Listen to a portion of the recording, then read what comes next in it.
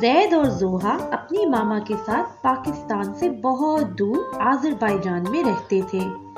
बच्चे शरारतें तो करते ही हैं, मगर 6 साला जैद कुछ ज्यादा ही शरारती था। वो अपनी छोटी बहन को बहुत तंग करता। मेरे बाल छोड़ो, मैं मामा को बताऊंगी। कभी बहन को धक्का देता तो कभी उसके खिलौने छीन लेता। उसकी मामा भी जैद को अक्सर समझाती, बेटे दूसरों को तंग करना बहुत बुरी बात है, इससे अल्लाह भी नाराज होता है। मगर जैद एक कान से सुनता और दूसरे से निकाल देता। एक रात जैद ने ख्वाब में देखा कि वो किसी को बताए बिना घर से निकल गया है।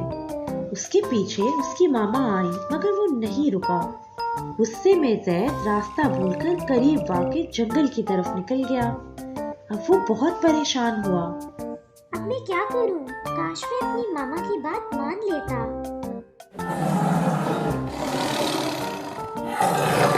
अचानक उसे शेर की आवाज सुनाई दी। अब तो वो घबरा गया और डर से कांपना शुरू हुआ। इसे तो और कुछ समझ ना आया, उसने शोर मचाना शुरू कर दिया, बचाओ बचाओ बचाओ। उसका शोर सुनकर उसकी मामा इस तरफ आई। उनके साथ एक शिकारी भी था। इन्हें देखकर जैद की जान में जान आ गई। शिकारी ने शेर का निशाना लेकर गोली चलाई